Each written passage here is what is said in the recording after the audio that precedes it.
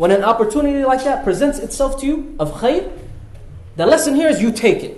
Sometimes, you guys, it's okay to be a little selfish when it comes to some good that you could take advantage of. There's a story that is mentioned by Imam Ahmad rahmatullah alayhi in his Musnad, right, from the hadith of Al-Abbas. He mentions the qissa of Al-Abbas and a man by the name of Afif ibn Qais al-Kindi. This story that's mentioned goes as follows. It was Mawsim al-Hajj. Shaykhana, assalamu alaikum. It was Mawsim al-Hajj. Alright? And Al-Abbas and this man Afif were doing business. When all of a sudden, as Al-Abbas, he says, خَرَجَ رَجُلٌ, a man came out from a tent. فَنَظَرَ إِلَى الشَّمْسِ, he looked up at the sun. ثُمَّ قَامَ يُصَلِّي, then he began to pray. He checked what time it was, then he stood there, began to pray. Abbas is watching this happen, and Afif is watching this happen. Then what happens? A woman comes out of the same tent. She goes and she stands behind the man to salli, and now she begins to pray.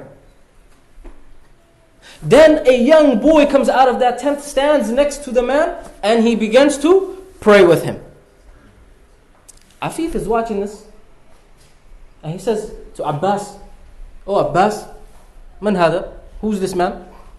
He says, "This is Muhammad ibn Abdullah ibn Akhi.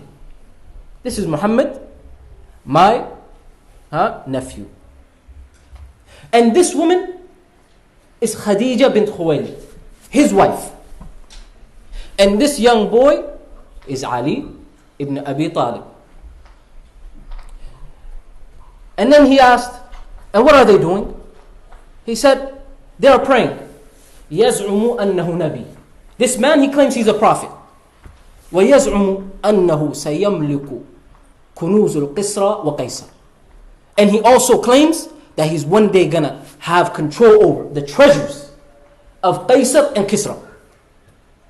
فَأَفif, he looks at Al-Abbas and he says, أَتَدُنُّ ذَلِكَ? Do you think so? Do you actually believe that?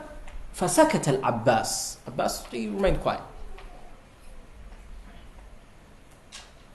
Afif, in this situation, he looks at Abbas, he says, "Let's go to him and maybe talk to him about this. I want to know more.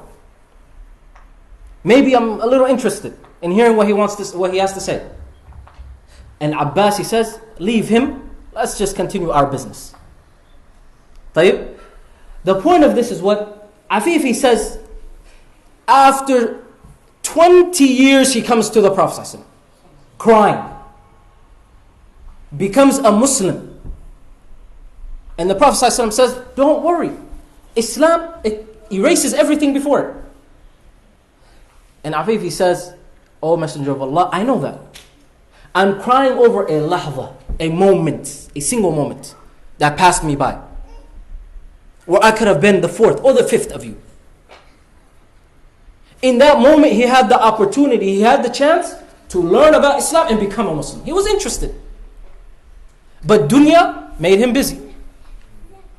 20 years later, after all of the struggles, after all of the hardships, after all of the sacrifice, now he comes when there's peace, there's calmness, and he becomes a Muslim. Al-Muhim, the ibrah here, is that when an opportunity presents itself to you, you take it. Perhaps you will regret it later on in life if you did not.